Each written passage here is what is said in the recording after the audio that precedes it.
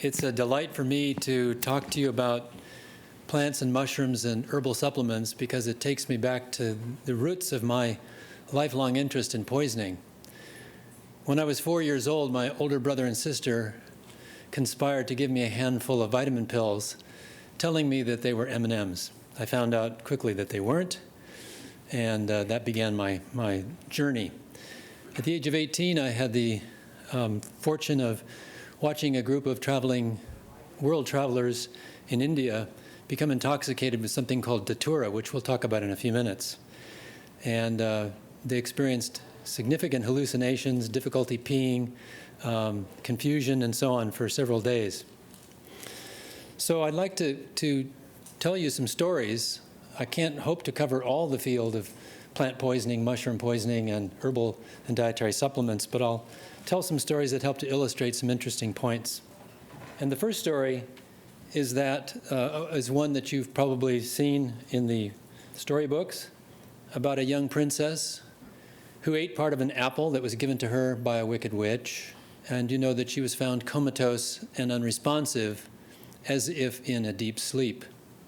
The antidote, of course, was mouth-to-mouth ventilation, which was performed, we call it love's first kiss, but clearly one of the first uses of an antidote in medical history. So what was the probable toxin in the case of Snow White? It was probably belladonna, an anticholinergic compound, causes drowsiness, causes stupor and even coma, and it can make people look like they're in a deep sleep. It also happens to cause some reddening of the skin tissues, some flushing, and the pupils to get large, which is why it got its name belladonna, which is Italian for beautiful woman, because the thought was that large pupils and flushed face made for a beautiful woman. Clearly, the dose in the case of this and other poisons is key. A very small dose might cause the pupils to be dilated and the skin to flush, but the person to be otherwise unaffected. But larger doses might make the person drowsy or confused or outright hallucinating, or in significant cases, very large doses, comatose. So what we do at the Poison Control Center is all about doses. It's finding out what the substance is, determining how much of the substance was taken, and then making an estimate of what's the risk from that particular dose of that particular poison. What do we expect is likely to occur? What is the likelihood of a bad outcome? Does the person need to go immediately to the emergency department, for example, or can they be treated at home? And you may have heard this before from some of the other speakers, but what the Poison Control Center does is a kind of triaging routine on the telephone with worried parents. Child has gotten into something at home, maybe eaten part of a plant, and they want to know, is it going to kill my child? Do I need to call 911? Do I need to come to the ER right away? In most cases, once we determine what the substance is and how much was taken, we can say with great confidence that, no, don't worry about it. It might cause mild symptoms, but it's not life-threatening. You do not need to come into the hospital. That obviously saves a worrisome trip to the emergency department, a scary trip for the child, and a big expense to the medical system. Across the country, there are a number of poison control centers, and we contribute together to a national database that's updated daily from the poison control activity. And this accounts for about 2.5 million exposures per year. This is a list of the most common exposures in children under 5, and you see that common household products are high on the list. This is what children have access to: cosmetics, pain relievers, cleaning products, things like that. Plants have a place on that list, and there are about 40,000 cases per year, but deaths are actually quite rare. In many years, there's no deaths at all attributable to plants. In other cases, it might be just a few. So although it's a very common poisoning, it's not likely to produce serious illness. Probably the most common one that we deal with is something called Dieffenbachia. It's often called mother-in-law's tongue because it has a very sharp effect when somebody bites into it. It causes immediate pain, redness, sometimes some swelling in the mouth, and screaming, and obviously scares the heck out of the parents whose child has taken a little bite of it. This is caused by little tiny crystals of calcium oxalate that reside in the leaves and cause this intense inflammatory reaction and acute pain. It's rarely life-threatening, but it's obviously very scary for the child and the parent, and potentially life-threatening if a large amount of it is ingested and it causes swelling in the back of the throat. I have yet to have seen a case like that. Most of them are mild. The other common plant that we deal with and that you've probably had exposure to at some time or another is poison oak, which is common in California and causes an itchy rash. Does anybody recognize this plant? It's actually quite common around the Bay Area. You'll find it in the hills, particularly in the East Bay, Marin County. Nope, this is hemlock. This is poison hemlock, the plant that was used to kill Socrates. It's a very dangerous toxin. It's, like I say, fairly common in the Bay Area, in the hills. You can recognize it by the stems, which are green but have this kind of purple flecks, almost look like somebody with a paintbrush with purple paint came along and flecked the stems. And the flowers, when they're blooming, have a smell like, some people describe it as like rat's urine.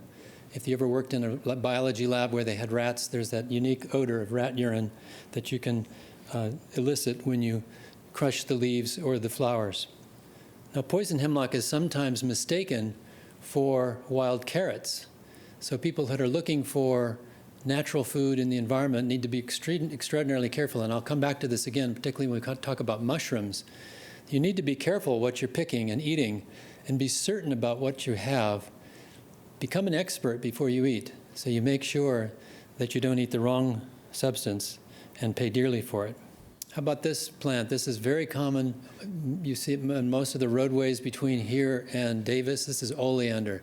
It's a wonderful plant. It grows really easily. It doesn't require much water. It gets nice and big and bushy, has flowers all summer long, and the deer won't eat it. Or if they do eat it, they'll die. But they tend to stay away from it. So it's a very convenient plant to use as a broad hedge, like I say, right between the two lanes of the highway going here in Davis. You'll see it all the time.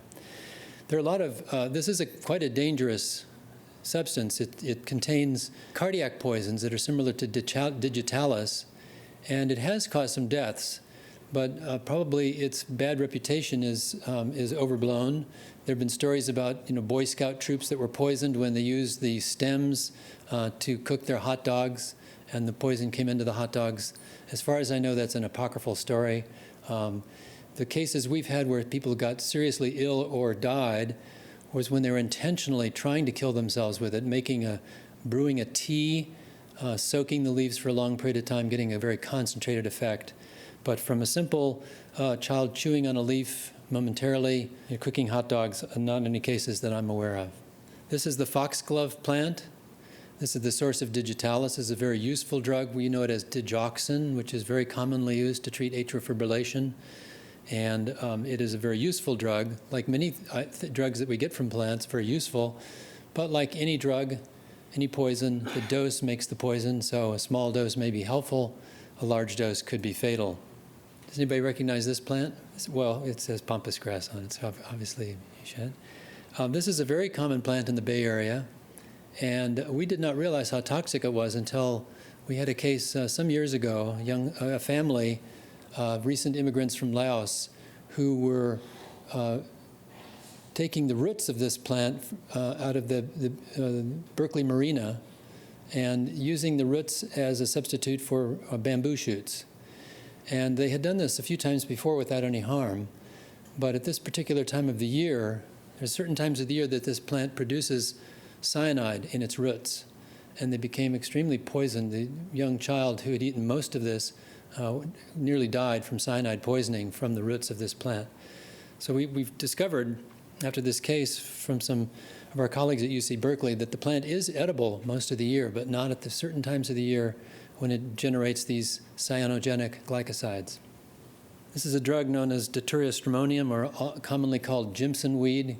Jimson probably comes from Jamestown weed.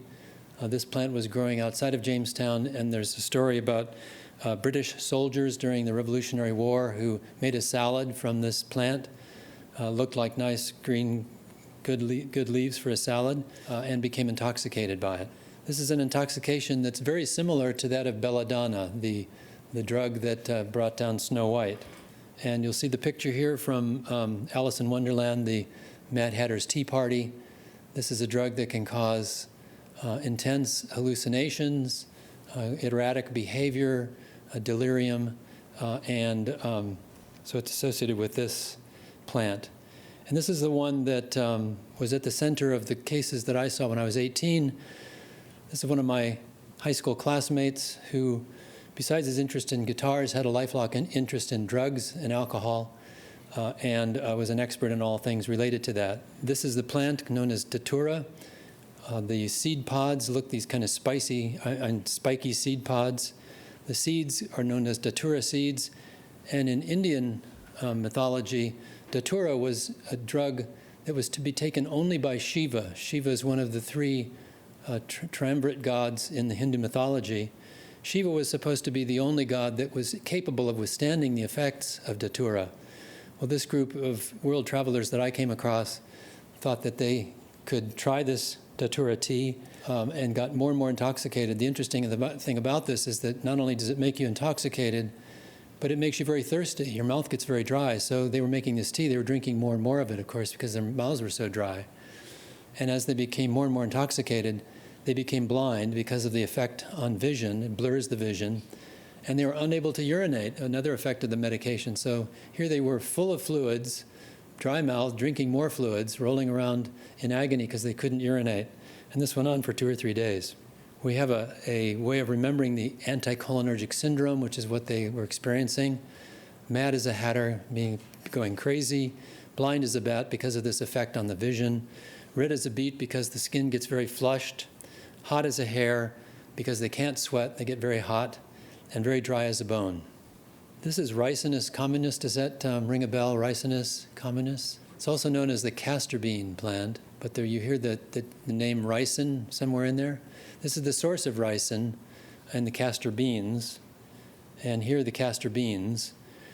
These are potentially quite toxic, although if you swallow an intact bean, probably no harm at all because it doesn't get broken down easily. It probably passes through the gut without any harm. If the seeds are crushed and ground to a fine powder, the person could be very intoxicated or very sick from it. And if it's injected, perhaps even more so. So the picture on the upper right corner is of Georgy Markov. He was a former agent for the Bulgarian Secret Service who had defected to London, was working as a journalist in London. This is in the 1980s, I think. And he was standing waiting for a bus when someone walked by and accidentally poked him with the sharp tip of their umbrella. Sorry, very sorry, walked on. He didn't think much of it, but then he began to feel ill within a few hours, went to a hospital, and was dead within 2 days.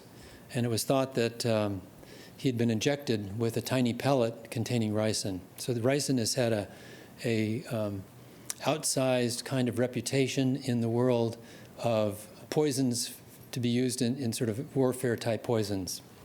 So sometimes plants are used as a form of medication. Eating more natural foods or more healthful plants may be a way of improving our own health, and taking herbal teas may be a way of enhancing various aspects of our health. So I'd like to talk for a few minutes about herbal products and dietary supplements. You may have seen this in the news recently. In San Francisco, we've had 2 cases of serious illness related to ingestion of herbal tea that was purchased in a Chinatown shop. The tea material, the material was used to make the tea looked like this. So a combination of roots and leaves. And the root in question that we were concerned about is this one here. This is the root of the plant called monkshood, or aconitum. Monkshood has been a well-known poison in Western and Eastern culture for thousands of years, and known to be extremely toxic to the heart, which is what happened in these cases in San Francisco, but is frequently used to improve energy and for various other measures, as long as the right dose is applied. And what we don't know for sure what happened in these 2 cases. It's still under investigation by the health department, but we suspect that for some reason these patients got a higher dose than expected. It's good to keep in mind that herbals are not always herbal. And this is a case that occurred some years ago. A 42-year-old woman, she was actually a professor at East Bay University. Previously in good health, she had been taking an herbal remedy for insomnia and presented with acute hepatitis. The product that she was using, what's called a patent medicine, meaning it's an herbal medicine that has been converted into pills. So rather than having a bag of herbs and roots to make into a tea. This had been ground into a powder, placed in capsules, and then she was to take 1 or 2 capsules at a time. And this is a product known as Jinbu Huan. So a laboratory analysis was done of these pills, and this is an example of what's called an HPLC lab analysis. This is of perfume. If you think of a natural product and you look at it with HPLC laboratory techniques, you expect to see multiple peaks. So that's why we see these multiple peaks here, representing multiple different chemicals that you would expect to find in a natural product, not a single chemical like was found in this case. Here's a single peak, pure extracted chemical, and this is called tetrahydropalmitine. This is a chemical that is known to be hepatotoxic and was found in the original Jinbu Huan, but these pills, these capsules, had been made basically adulterated with the pure chemical compound. You may know that the Attorney General of New York has taken an interest in potentially false or misleading claims of herbal products and dietary supplements. And he did a study in which he looked at products off the shelf from CVS and Walgreens and other places that we have come to trust, natural products, and found that in many cases, by looking at the DNA analysis of the products, that they didn't contain any of this purported product like ginseng or other products that they supposedly had in them. Now, there's been some controversy. The manufacturers of these products said, oh no, we made pure extracts of these products, kind of like this tetrahydropalmitine idea, that we extracted the pure ingredients and therefore you didn't find it in the DNA because we had extracted it out of that. Seems a pretty lame argument, but it's still being investigated. So where do we stand on the control of these substances? What does the FDA do with regards to dietary supplements? If you want to take a new drug, let's say a new drug for hypertension or for diabetes, you would expect that the FDA has looked carefully at this drug, determined through animal and human studies that it's not only safe, but effective for the indication, that it actually lowers the blood sugar or lowers the blood pressure, that it works for its intended purpose before it gets onto the market and is used by the population. When it comes to herbal supplements, dietary supplements, that's not the case. That the Dietary Supplement and the Health and Education Act, Dietary Supplement and Health Education Act, DSHEA, of 1994, that is public law, is quite different in its approach to the control of these products in terms of their safety and efficacy. So the DSHEA limits the FDA. Number one, dietary supplements do not need to be proven safe or effective before they are marketing. Amazing. They do not need to be proven safe or effective. The burden of proof is on the FDA before a dangerous product can be removed from the market. Now, there have been a few removed. Jinbu Huan was one of them, but it's much harder. The threshold is higher for action. And marketers, of course, they can't claim a specific disease treatment, but they can claim things that sound a lot like treatment. For example, they can say, well, this provides nutritional support. For example, it supports eye health, or it supports immune function. And, of course, a number of people who are interested in public health and safety and drug regulation have taken issue with this, but have been unsuccessful so far in changing the law, but have been successful at least in getting some products off the market. A number of these products are used in bodybuilding and in pre-workout routines. And there's a fair amount of concern not only among the general public, but also among the military, which encourages the use of a certain degree of supplement use to help trainees invigorate themselves before training. But there's potential for real harm. So we think of caffeine as a natural product of coffee and caffeine-like substances in tea, but did you know that you can buy pure caffeine, like powder, so that you can add your own caffeine to your product of choice? You can stir it into your milk in the morning if you like, and you can buy it in very large quantities for a very low price. The problem with caffeine, of course, is that too much of caffeine is not necessarily a good thing. And we've had a number of cases, of course, where people just simply feel terribly anxious and feel their heart racing, but relatively harmless. They just get an anxiety attack, and they come to the ED for evaluation. But we've also seen other people who have had dangerous arrhythmias from too high a caffeine level and effects on the blood pressure and so on. The military's had some specific concerns about workout products, including one called DMAA, which is not really a dietary supplement, but sold as such. And this is where sometimes the law gets skirted by promoting a chemical as a dietary supplement when it really should be evaluated as a drug. It's not a purely natural product. It might be extracted from one. But this is an amphetamine-like drug with potentially very serious side effects. We used to work closely with a pharmacist and chemist at the State Health Department. He's no longer working there, but he does a lot of consulting for Chinese firms that want to enter the U.S. market with dietary supplements.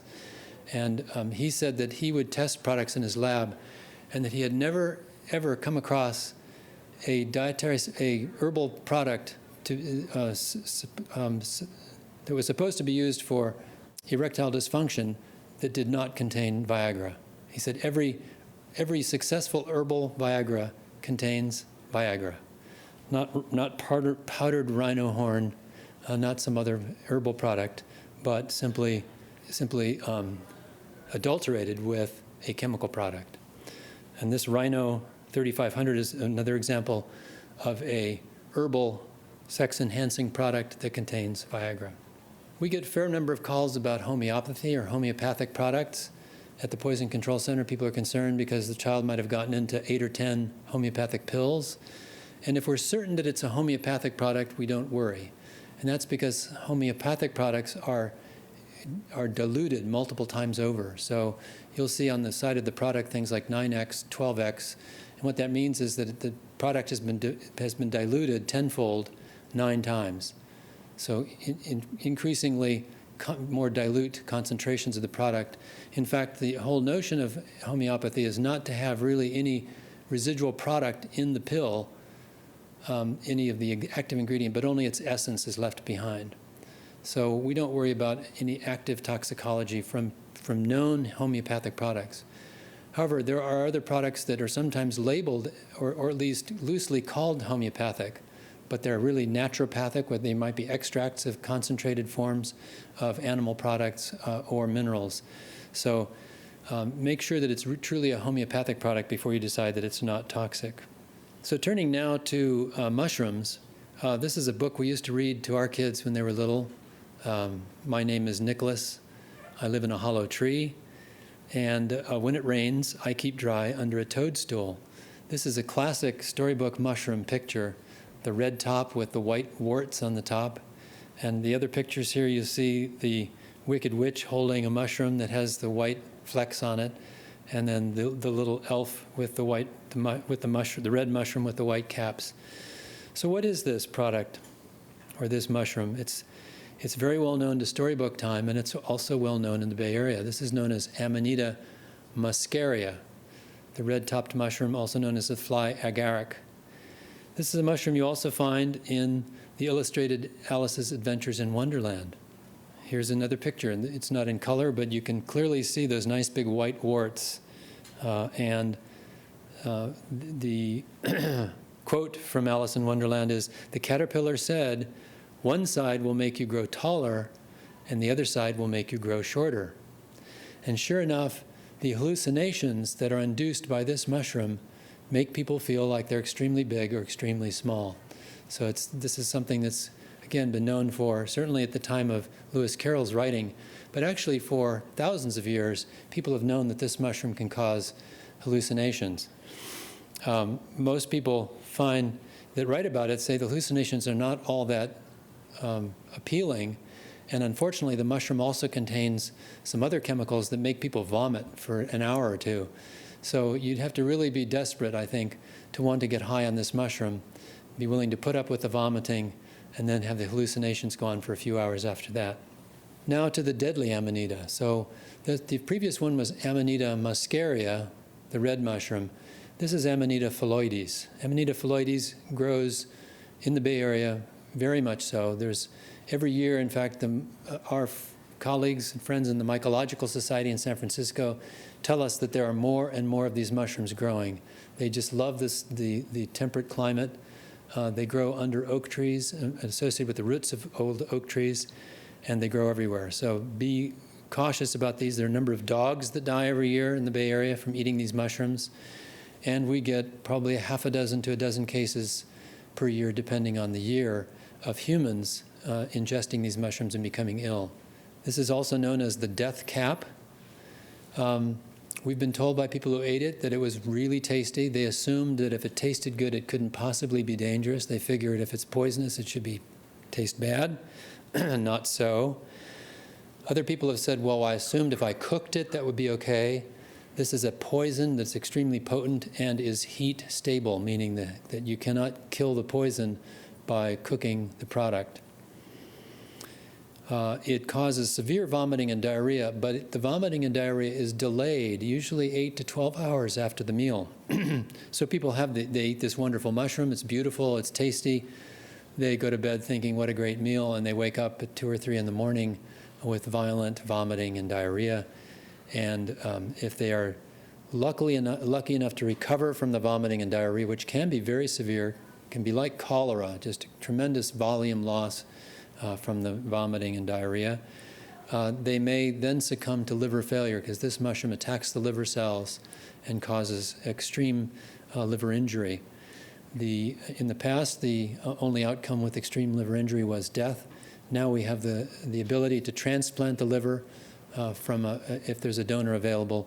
And again, a couple times a year, I would say, a patient has to undergo a liver transplant to survive this poisoning. That means they'll be taking anti-rejection drugs for the rest of their lives because of a bad choice of a meal. There are many proposed antidotes. None are proven to work. There is one that we try these days that's available as an intravenous formulation. It's called silibinin, which is extracted from milk thistle. We don't know if it works for sure because it's never been subjected to a controlled, rigorous scientific study. But it seems to help. But there are a variety of other potential antidotes have been tried over the years with no proven success. Now, this is a mushroom that looks nearly identical to the Amanita phalloides. It's got a nice yellow cap.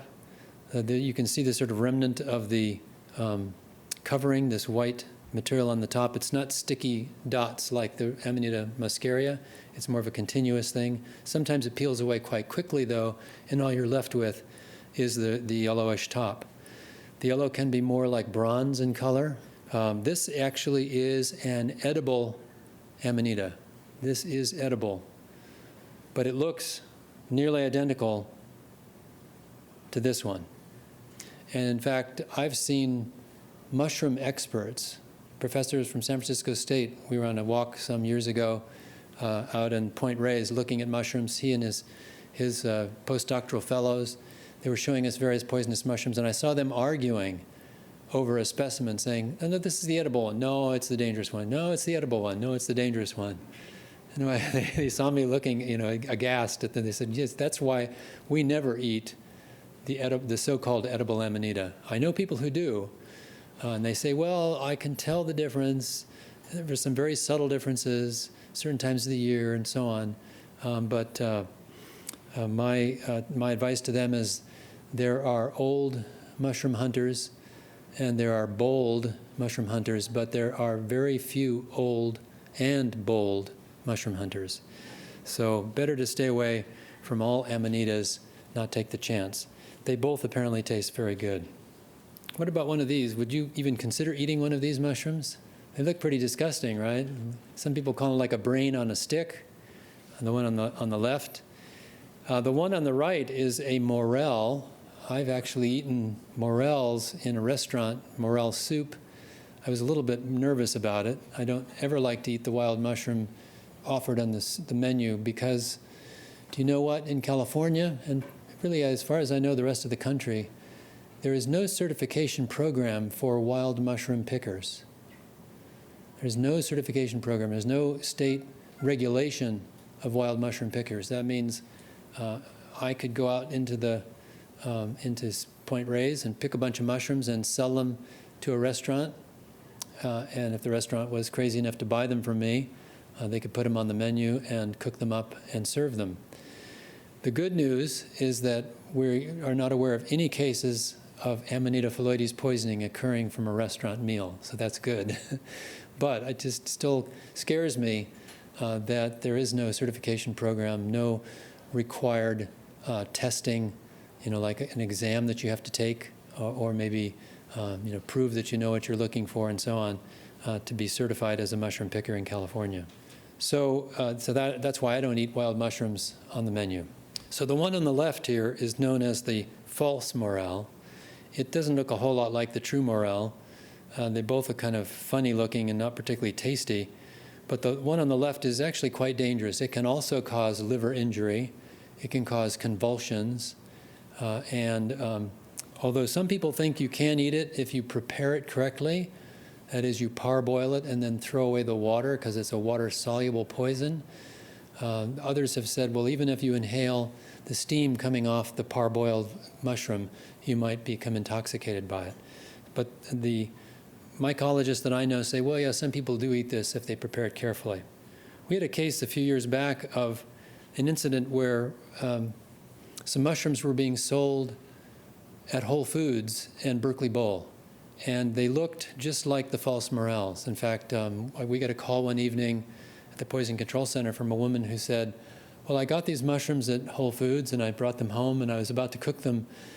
And she said, they didn't look like morels that I had seen before. These were supposedly morels, but they didn't look like them. So I called up my father, who's in Michigan, and he's a mycology kind of hobbyist.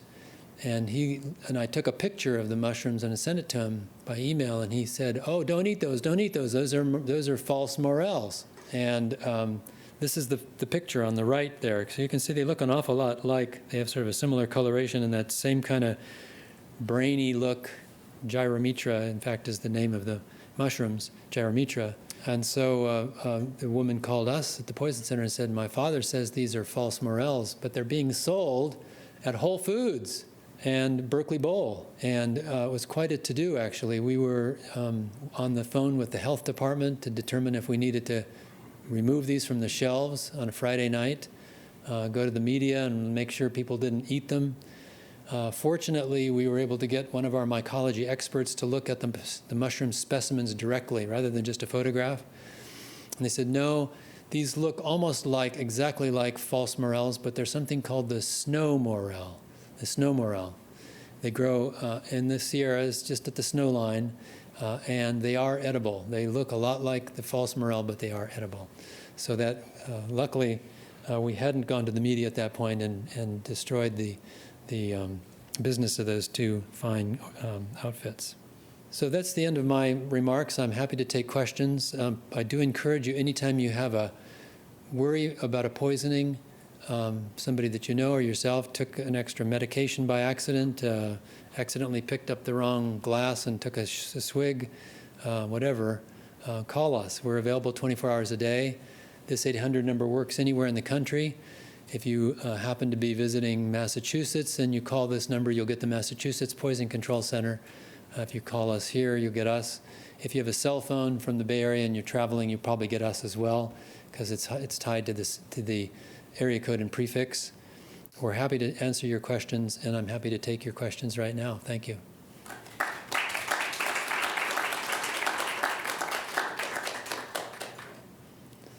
Yes. Oh, the question is, what effects do we anticipate on our Poison Control Center by the new federal budget? We are a bit worried because some of our funding, well, a large portion of our funding comes from the feds. The good news there is that the funding for poison control centers has been a bipartisan issue. Both parties like what poison centers do, so it hasn't been a political football in the past. We do get some additional monies. In addition to the standard amount from the federal government, we get some matching funds through the S-CHIP program. The S-CHIP is the childhood health program that's affiliated with Medi-Cal, or Medicaid. And that is potentially in jeopardy because I've heard that they're looking at whether the matching funds will continue. So that would be difficult for us. But, we're just waiting to see what happens. Question there? The question is about peyote, about its status legally as well as its effects. I can say, first off, I have no personal experience with peyote. And we don't see very many cases through the Poison Control Center, so I have very little experience in managing people with peyote intoxication. Generally, it is a fairly benign hallucinations, and so that's probably the reason that we don't see much of it. We don't get called from emergency departments about people being exposed. It has an interesting legal status in that it is, if it's being used as part of a religious ritual, then it's considered to be legal. And so then it depends on who's interpreting what's religious, what is a bona fide religious ritual or not. That's about as much as I could say about it, though. Yeah, so the question is about, is it really true that herbal supplements and dietary supplements are so loosely controlled that the FDA cannot really micromanage their safety and efficacy claims?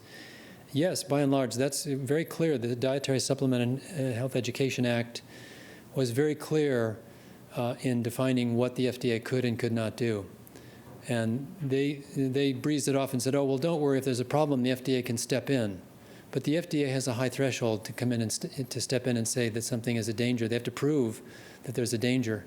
Now, there have been some removals from the market based upon that. So the Jinbu Wan experience, ephedra, which used to be found in a lot of dietary supplements as a workout drug, is basically an amphetamine-like drug. It's like pseudoephedrine that we use for cough and colds.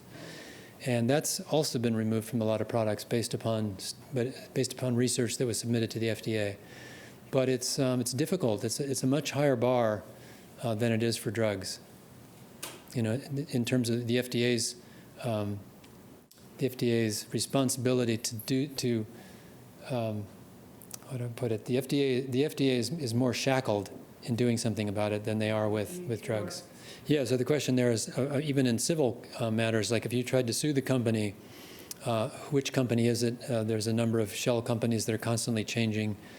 We see this a lot in illicit drugs that are being sold as, we see them now as being sold as research chemicals. It's sort of slightly tangential to the dietary supplement pathway, but it's a loophole that people can use. Well, I'm not selling this as a drug for this person to get high. I'm selling it as a plant food or a room deodorizer or a research chemical. And in fact, on the label I'm putting clearly not for human consumption, wink, wink, nod, nod. But a number of those products coming on the market. But when you try to work backwards of where they come from and who manufactured them, very difficult to tell. And many of them from overseas, probably. Question there and then there. Question was about, do we have antidotes for many or most of the poisons that we deal with? The answer to that is that the best antidote is good supportive care. So just like Love's First Kiss in the first story I told you, most poisons that cause problems cause people to stop breathing, for example, and we breathe for them so that until the effects of the poison wear off. Or they may have some effects on the heart or the blood pressure, and we can manage those and stabilize them in some cases with IV fluids or with standard drugs. As far as true antidotes, namely something that directly counteracts the effect of the poison, there are very few of those. There are probably a dozen that we use on a fairly regular basis. But most cases, it's really just supportive care. There was a question there. My little cousin is 20 years old. He's in the military, and he is a fitness fanatic. He tells me that he is taking, on a regular basis, Anabol, insulin, clenbuterol, halotestin, and DNP. Your reaction? I'm astounded, and I'm scared for him. And some of those, I would say just about all the ones you listed should be illegal. It sounds to me like anabolic steroids, testosterone. DNP is dinitrophenol, which is a very dangerous chemical drug that helps you lose weight. So those are very dangerous drugs, and I'm sure that if his superiors knew about it, they would be very unhappy with it. The military is trying very hard to, at the one hand, they want their recruits to be at their best. They want them to be wanting to work out. So they encourage the use of things like caffeine supplements and creatine, which helps people think, build muscle. But I don't think they would permit or condone anabolic steroids, DMP, things like that. That's very scary. Is there anything I can tell him that he should watch for as far as symptoms?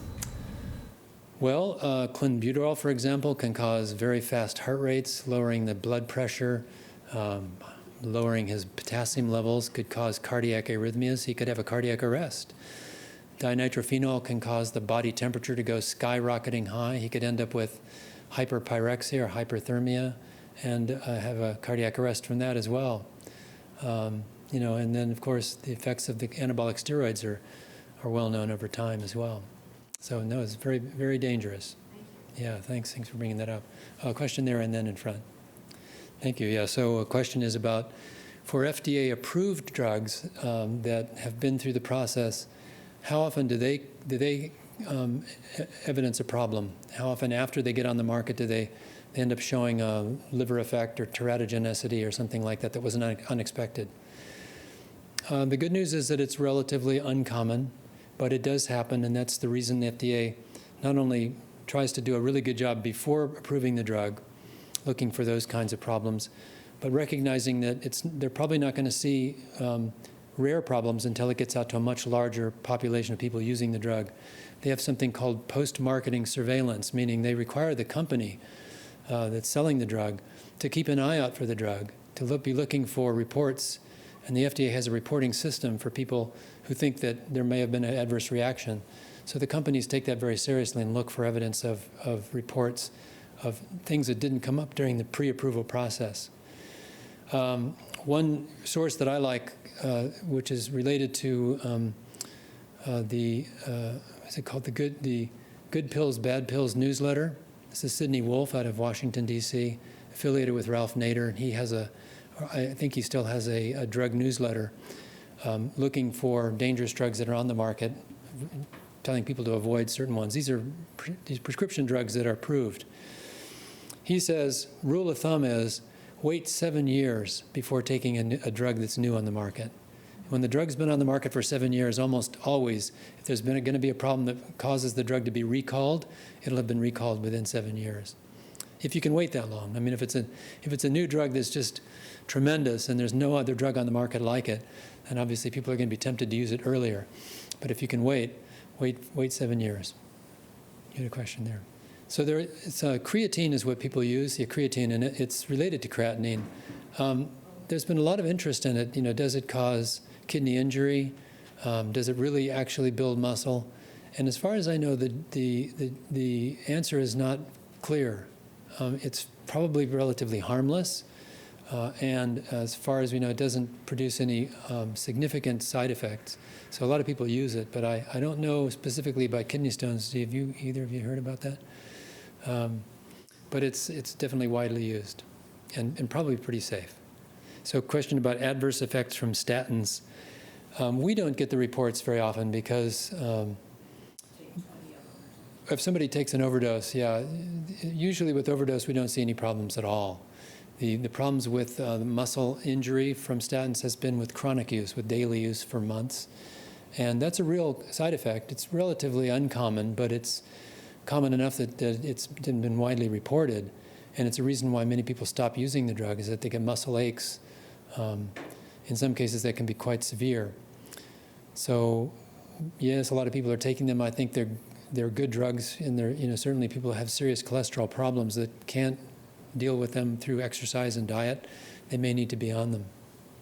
Yeah. Now, I should have had probably about 5 or 6 different pictures. The question was about how easy is it to recognize poison oak. It's tricky because at different times of the year it changes color. So in the spring now it's going to be nice green, sort of brilliant green and shiny. Midway through the year with a dust accumulation on the leaves, it's kind of dull looking. And in the fall and winter, it turns bright red. and then it falls off the stems, and yet the stems can still have, for people who are very sensitive, even the stems without the leaves on them can still have some of the urushiol oils on them that can cause sensitization. So we've had cases where people were clearing some brush out of the backyard, didn't see any poison oak because all the leaves had dropped off, and got really bad poison oak from being exposed. I would suggest looking at Google images and seeing the variety of different ones that you can come across in terms of the colors. The shape is fairly distinct. Once you've seen it a few times, then you begin to recognize it as you're hiking. But it's a big problem in the Bay Area and in the Sierra foothills. There's just a lot of it growing. So are all hallucinogens poisons? The answer to that is everything is a poison, including water. It's just the right dose that makes it a poison. So a drop of water, of course, or a glass of water is not toxic. But if you were to drink 2 gallons of water in a hurry, your body's salts would become so diluted, your brain would swell, and you'd go into a coma. So it's all about dose. So that's what defines what's a poison, between, and many of the things that are poisons are actually remedies at lower doses. That's a good question. I'd have to look that up. There are obviously pea pods that we typically call those sweet peas. Those are not poisonous. You can eat the pod and the peas inside the pod. But I don't think they're very toxic. I don't think there would be enough to cause to be concerned enough to go to the ED with that.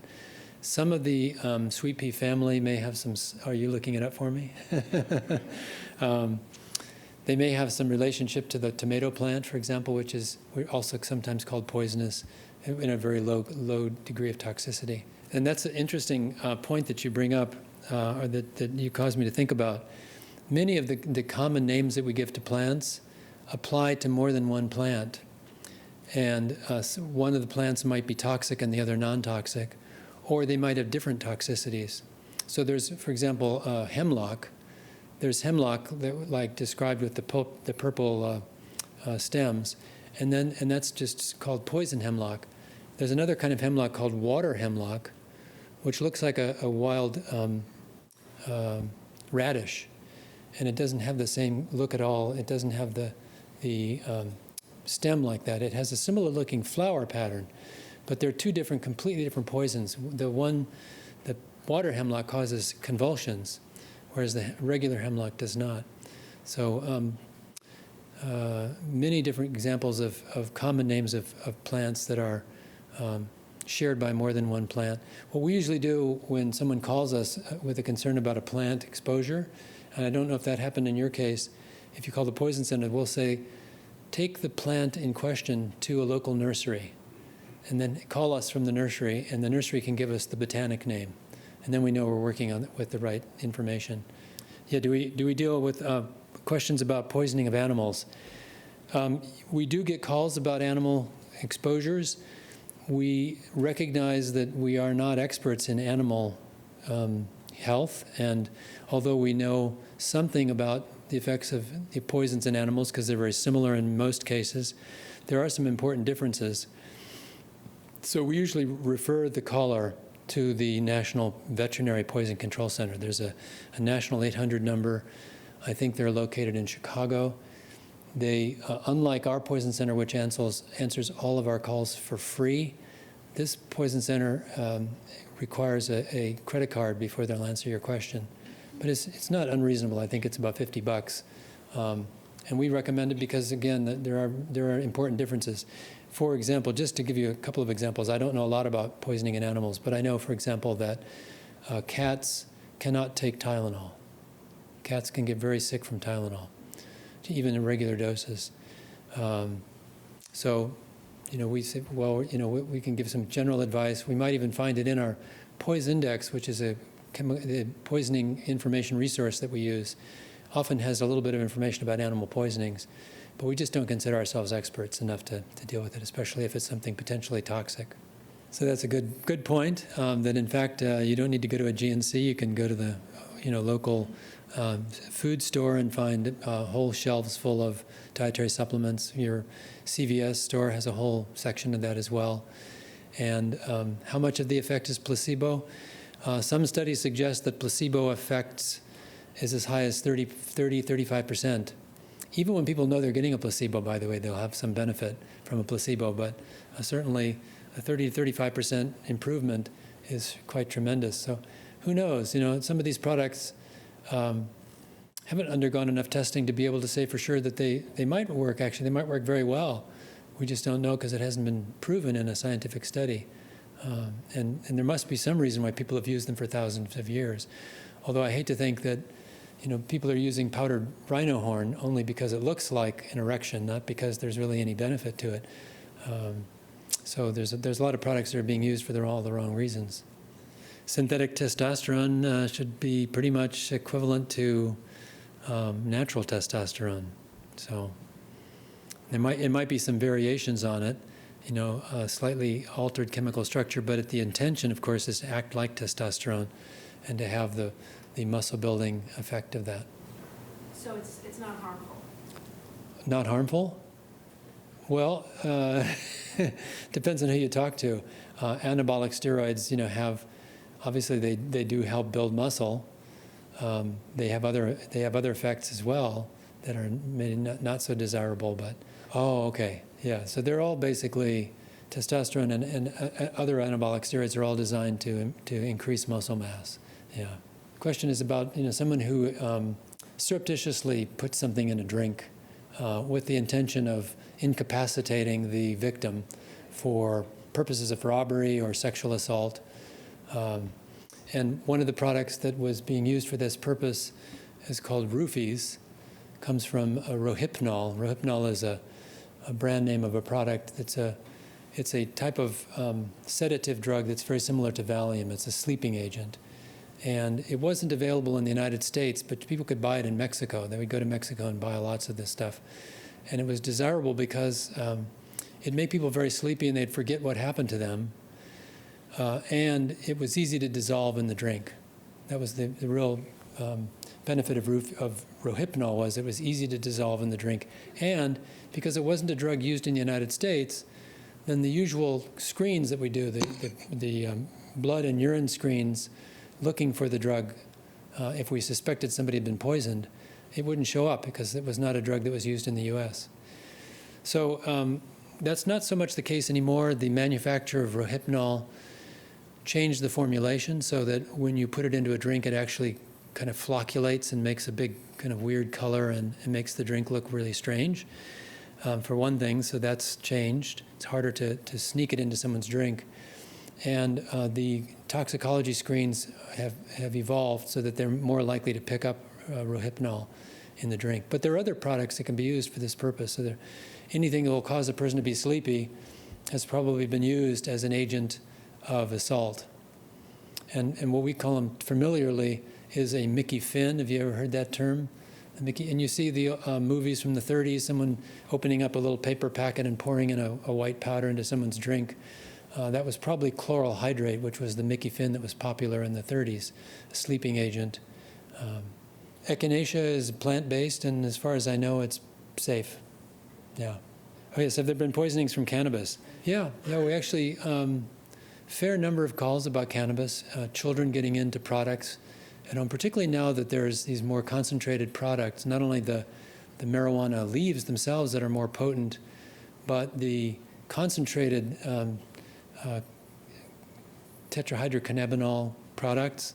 They come as oils, they come as candies, chocolates, waffles. You can get the cannabis-laced products, and kids look at them like, hey, this is food. Not surprising that they get intoxicated by them. Children who get intoxicated by THC or marijuana are usually not life-threatening, but they're very sleepy.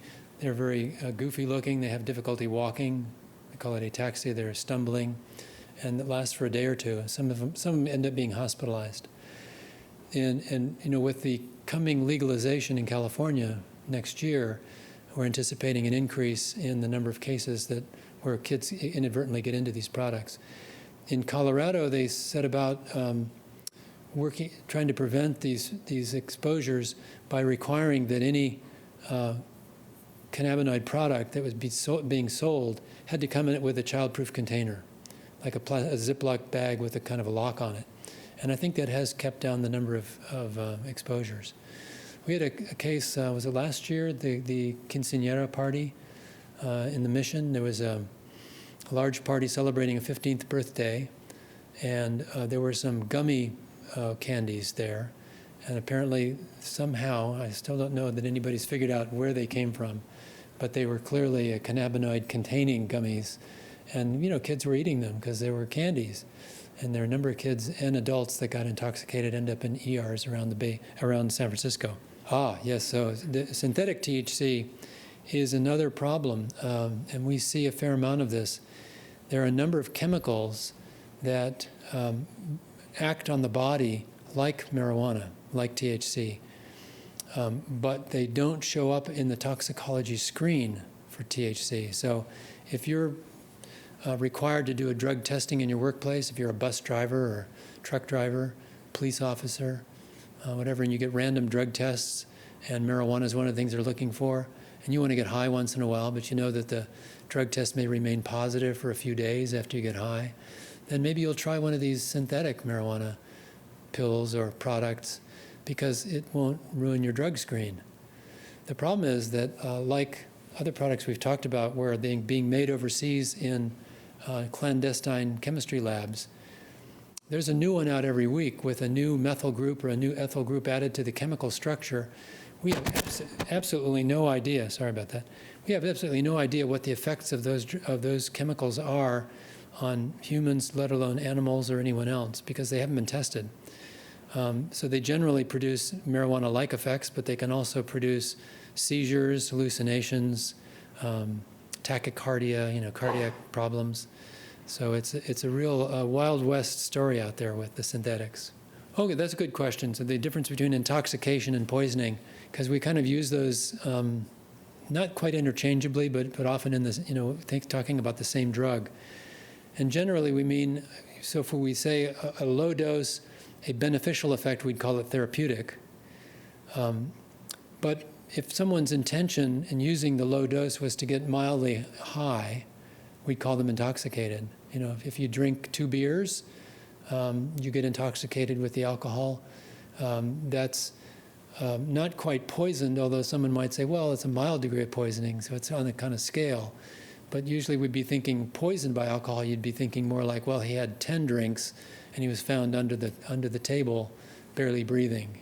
That would be poisoned. So it's really all about the dose and the degree of effect, yeah. Well, thank you for so many good questions. It was really fun to answer them. Thank you.